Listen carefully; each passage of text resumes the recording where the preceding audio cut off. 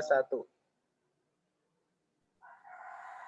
Assalamualaikum warahmatullahi wabarakatuh. Ketemu lagi di kelas TDO. Untuk hari ini kita akan mendiskusikan masih dari rangkaian pertemuan yang lalu tentang konversi energi di bagian spesifikasi engine. Nah, saya akan mengulang dulu materi yang lalu. Di HP kalian akan saya tunjukkan materi minggu yang lalu. Saya share screen tentang cara kerja mesin dulu ya. Cara kerja mesin dulu.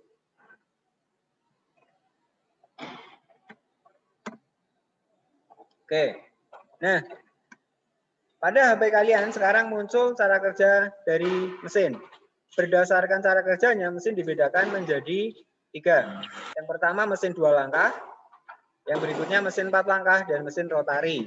Saya hanya mengulang ini. Mesin 2 langkah adalah untuk melakukan 1 kali pembakaran memerlukan 4 langkah piston. 2 langkah piston atau 1 kali putaran poros engkol. Bagaimana cara kerjanya sudah saya jelaskan. Yang kedua adalah mesin 4 langkah. Untuk melakukan 1 kali pembakaran memerlukan 4 langkah piston, apa saja, hisap, kompresi, usaha buang, atau yang berarti 2 kali putaran pada poros engkol. Kemudian tipe mesin yang ketiga adalah rotari. Oke, ini adalah cara kerja mesin berdasarkan macam-macam mesin berdasarkan cara kerja. Kemudian berdasarkan jumlah silinder, ada yang 1 silinder, 2 silinder, 3 silinder, dan seterusnya. Berdasarkan pendinginnya, ada yang menggunakan angin, ada yang menggunakan air. Kemudian berdasarkan bentuknya, ada yang inline segaris, ada yang tipe V, ada juga yang boxer. Nah, dan masih banyak lagi yang lainnya. Itu sudah saya jelaskan di pertemuan yang lalu. Kemudian pada minggu yang lalu kalian mendapatkan tugas untuk mereview spesifikasi engine. Nah, rata-rata mesin yang digunakan adalah 4 tak. Mesin 4 tak, cara kerjanya adalah seperti ini, sudah kita jelaskan. Nah, di sana kalian menyebutkan ini, mesin menggunakan tipe SOHC atau OHC gitu ya, overhead camshaft. Nah, kemudian ada yang DOHC, gitu, ada yang DOHC.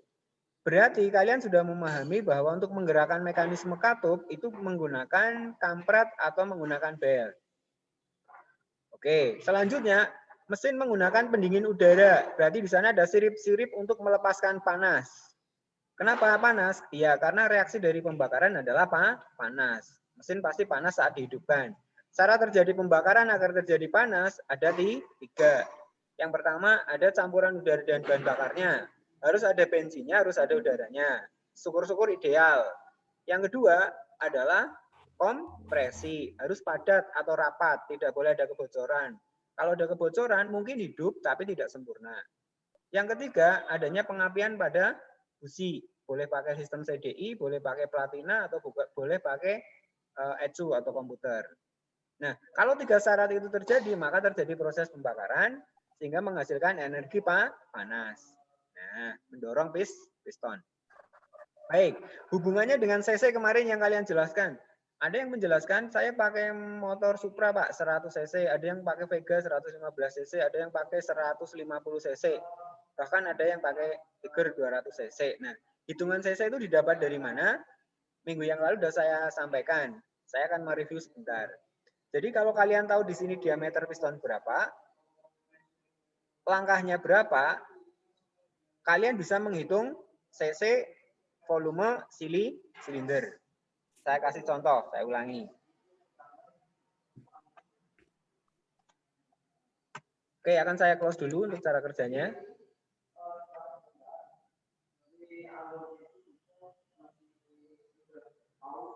Sekarang akan saya share screen cara ngitungnya. Pakai Microsoft Whiteboard ya.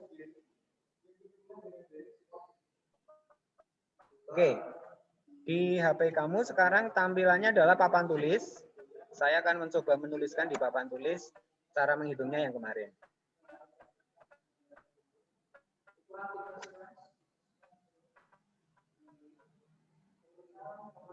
Baik. Nah, ini sebagai contoh. Kemarin saya contohkan ini. Mesin ini ya, 100 cc.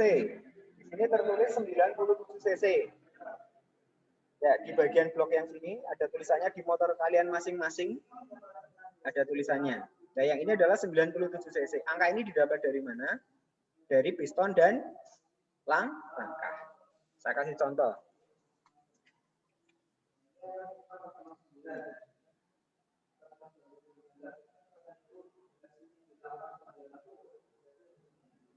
Diketahui diameter piston 50 mm. Stroke 49,5 mm. Saya series ya. Win, Green, Prima, dan lain-lain.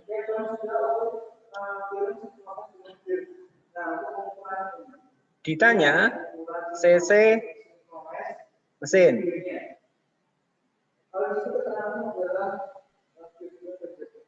Jawab.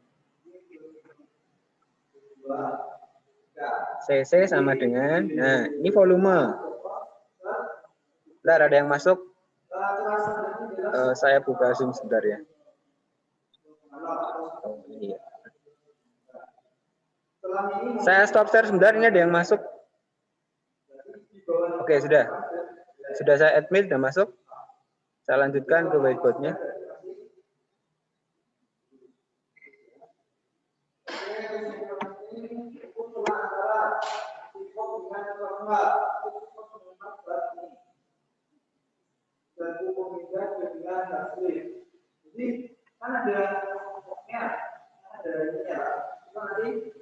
Oke, V sama dengan, jadi bentuknya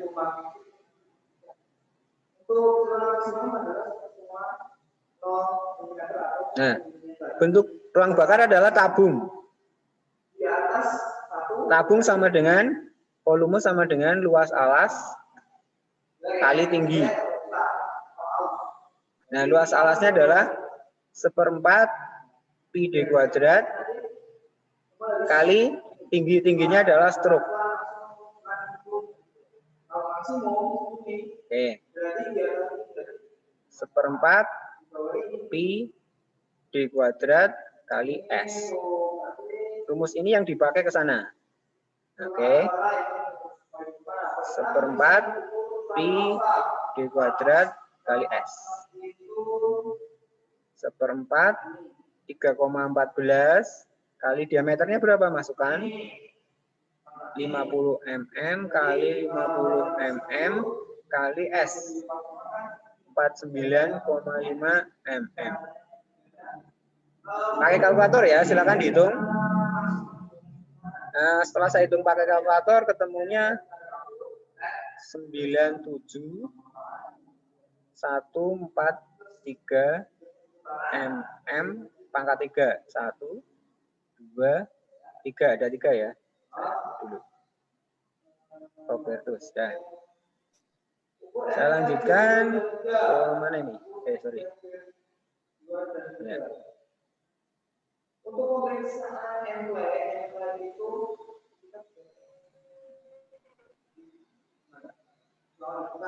oke. Nanti pakai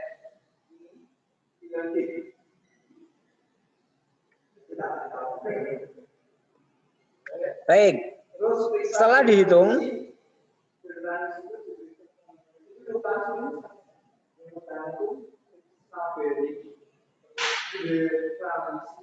oke.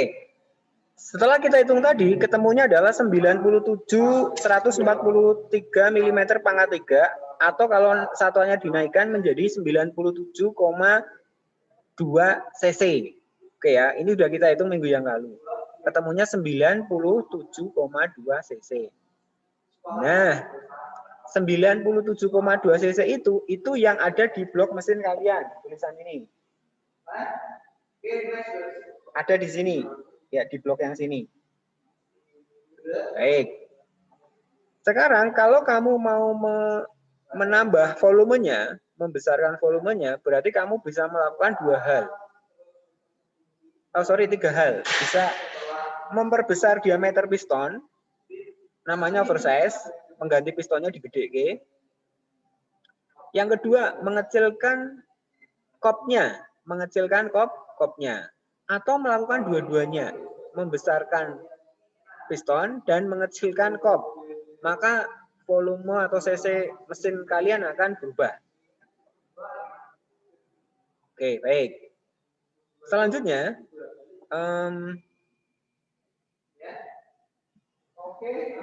whiteboard-nya mana ini whiteboard?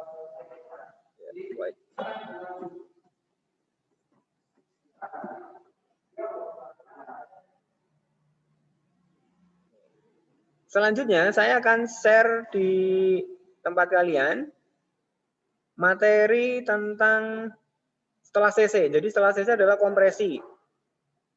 Oke, saya lanjutkan.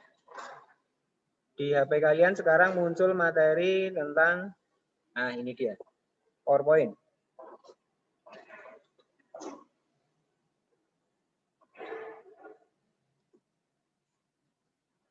Halo kelas, masih di sana ya? Kelihatan ya?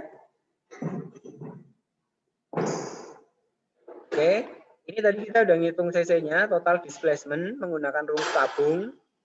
Kemudian ketemunya tadi 97,2 cc atau 100 cc. Lah, ini di sini nih perhatikan. Kalau tadi ini taruhlah cc-nya 100, kemudian kopnya itu adalah V1, maka rumus kompresi adalah V1 ditambah V2 dibagi V1. Kop ditambah gureng dibagi kop. Nah, itu ketemu kompresi. Cara menaikkan kompresi berarti tadi ada 3 ya, membesarkan silinder atau ganti cycle, mengecilkan kop, atau dua-duanya, mengecilkan kop dan membesarkan silinder. Nah, itu akan merubah kompresi. Nah, kompresi ini dibuat berdasarkan apa? Berdasarkan nanti kebutuhan bahan bakar, oktan bahan bakar yang digunakan. Kalau kompresi mesin hanya 8 atau 9, cukuplah pakai oktan 88 atau premium. Kompresi 9 sampai 10 atau 10 sampai 11 menggunakan oktan 90 atau pertalit. Kalau di atas 11, 12 gitu ya, silahkan kamu gunakan yang pertama. Jadi penggunaan bahan bakar ini sesuaikan dengan kompresi. Nggak ada gaya-gayaan di situ. Oke, kalau oktan rendah dipasang di kompresi tinggi, hidup Pak, ya mungkin hidup, tetapi efeknya, powernya tidak maksimal. Oke ya, paham ya, lanjut. Nah, sekarang kita menghitung momen atau gaya. Tadi, konversi energi pada mesin motor bakar adalah merubah panas menjadi gerak. Di atas piston sini adalah terjadinya ledakan. Nah, di sini dinamakan sebagai gaya atau N. Anggaplah ini sebagai gaya. Jadi gaya hasil pembakaran itu akan mendorong piston, itu sebagai N.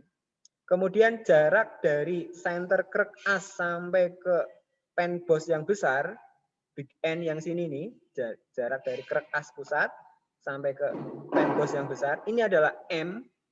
Maka torsi atau momen mesin adalah gaya kali jarak. Nah, kita hitung dulu di sini N-nya berapa. Semakin bagus ledakan kualitas pembakaran, maka akan menghasilkan N gaya yang besar. Semakin besar, maka semakin maksimal kerja mesin. Oke, paham ya? Jadi ini beda nanti antara mesin yang dirawat sama yang tidak dirawat. Yang dirawat tenaganya relatif stabil, besar. Sementara yang tidak dirawat, tenaganya ngempos atau kecil. Nah, itu yang membedakan mesin yang dirawat dan tidak dirawat. Oke, kembali ke sini. Jadi torsi adalah gaya kali jarak, N adalah gaya hasil pembakaran pada atas piston kali M. Nah, ketika kalian mengatakan mesin menggunakan diameter piston 50, panjang langkah 49,55, pendingin udara, kemudian torsi maksimal 8 horsepower pada 3000 rpm. Nah, kira-kira kan begitu. Nah, sekarang paling enggak kamu sudah tahu cc-nya bagaimana, torsi atau momennya cara ngitungnya bagaimana. Oke, kalau kamu naik motor atau mobil, pertahankan smart driving, mengendarai pada torsi maksimalnya. Contoh, ketika kamu naik mobil gitu ya, motor sama aja maksud saya. Masuk gigi 2, itu sudah sampai 4000 rpm, udah bengeng. Jangan dipaksakan di situ, pindahkan ke gigi 3. Dan nanti akan turun lagi ke 2000 atau 2500 rpm. kemudian kamu gas lagi, naik lagi sampai 4.000, ya jangan dipertahankan situ, tambah lagi giginya biar dia turun di 2.000. Nah itu nanti smart driving, mesinmu awet, bahan bakarmu irit. Kalau kamu sering memaksakan di RPM tinggi, akan terjadi boros, yang pertama, yang kedua, mempercepat kerusakan pada mesin, pada komponen. Gitu ya. Nah itu hubungannya nanti dari CC, pemilihan bahan bakar, torsi atau momen pada putaran mesin. Baik, itu saja yang saya sampaikan hari ini. Nanti untuk tugas yang berikutnya, saya nunggu tugas yang pertama selesai dulu. Yang spesifikasi engine pada mengerjakan semua dulu, baru saya lanjutkan ke tugas yang kedua. Oke, saya close untuk materinya. Saya stop share. Saya close recording. 1, 2, 3.